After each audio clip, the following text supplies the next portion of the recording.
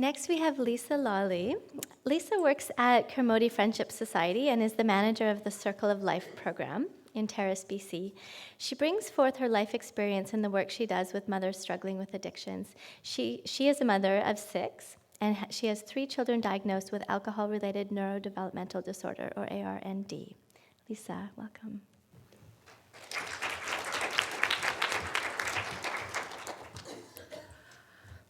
Thank you for allowing me to speak tonight. When I was looking at that part and we were like, okay, what's my key message?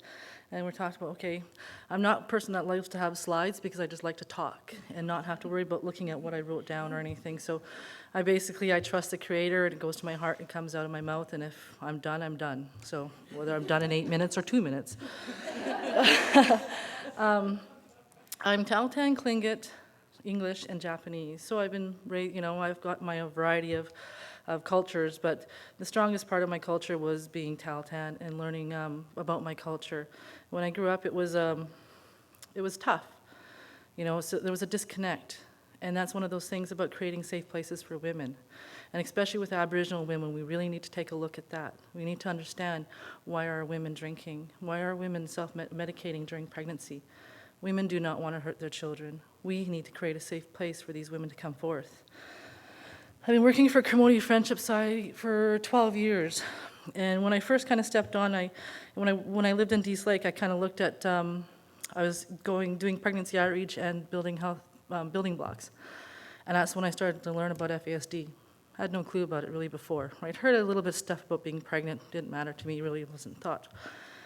And still was in denial about drinking in my pregnancy. And then I started, when I worked at Kermode, and I started going to these conferences. And then I was like, met a friend, kind of went, I think your daughter might be affected. And that's when I realized that my children, my one son kind of had the same things. I'm thinking, wow. And so then when I looked in Terrace for information, there really was no support.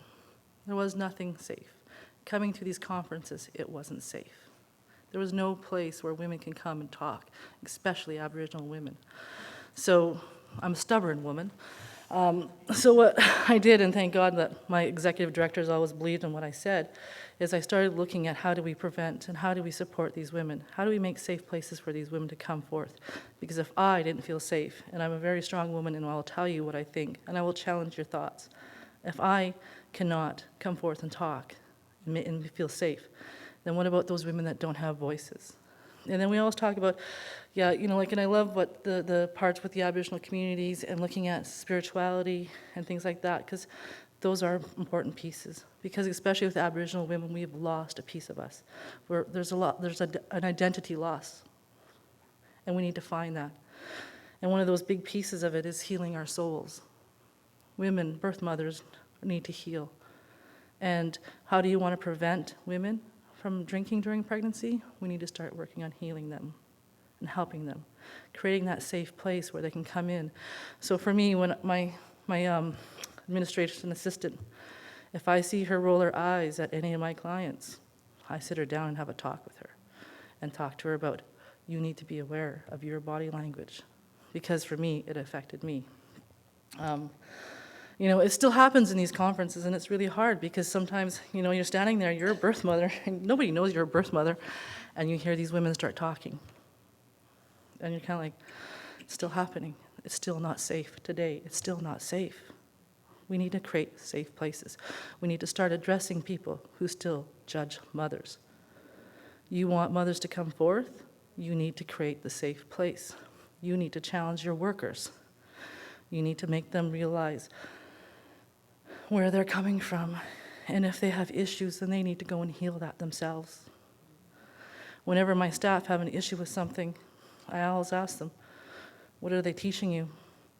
Maybe you need to go see your counselor and you need to go work on that, because you need to be present and you need to be grounded when you're going to work with your clients. That's my expectation. One of the things that we've done too in Terrace is every September 9th, we hold International FASD Awareness Day. So in the morning, we have a panel, and we have a panel every year. I was the first one in the 10 years ago that we just celebrated 10 years. And I did the first panel as a birth mother, and it was scary. Now I just get up and like, blah, blah, blah.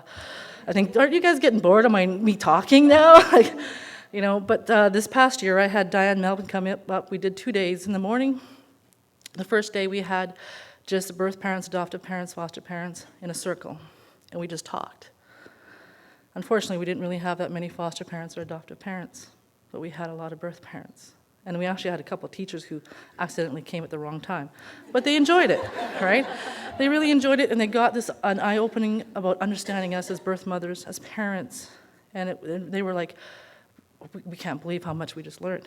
And they, like, one lady was just tears, like, crying, looking at me, and I'm thinking, it's okay, it's okay. Like, you know, so it's creating that safe place. So then we also, in the afternoon, we had it for service providers. We had Diane Melvin having a conversation with them. And then on day of FASD Day, we had a panel, and our panel was just birth parents. I had Diane Melvin, I had 2 other women with me that have helped me start off the FASD Day and really push FASD awareness in our community. And I had a foster parent. And it was really interesting because after we spoke, one of the other birth mothers that I know got up and was really upset that I didn't have her sitting on my panel. You know, so when you have a community where the mothers are upset that they're not on your panel, then you got to be doing something right? You got to be creating that safe place for them. And that's one of the things too, is that looking at using a birth mother, she can be one of your greatest assets. Empower her. Because you know what, every time I do a presentation, I have women coming up to me after and telling me about, I drank in my pregnancy. It's because we've created those safe places for these women. Because we talk about our own experiences. And I'm not afraid. And I was before. And I used to come to these conferences and I'd hear the whole thing. I'd go up into my room and I'd cry. And I'd cry and cry. And, it was hard. It's very hard being a birth parent. And then the thing is, why are we called birth parents? I'm a mom. There's adoptive parents, and foster parents.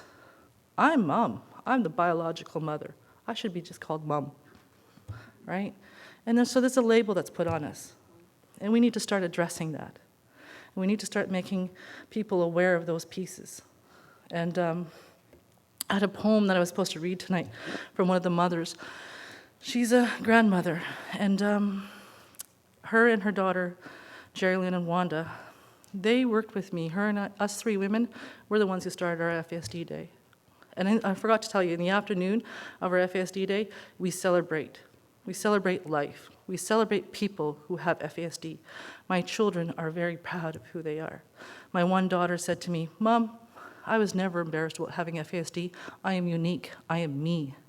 The only time that it really bothered me is when we did assessments. And I watched you, and they were telling you everything that was positive about me. And sorry.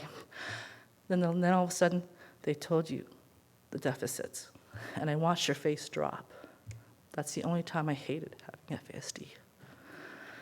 And I was like, oh my God, I almost cried, like in that whole circle. And I'm trying to keep, because I'm part of this, trying to keep everybody going. But I was so proud of my daughter because she tells me, I'm not embarrassed about it. I'm a good person. I'm unique. I have my gifts. I have my strengths. So let's make sure that we remember to look at the strengths of these women, of our children, and also look at the strengths of birth mothers. We are strong women, and we need to change some of our thinking. And now that I have no more minutes left, I gotta, thank you.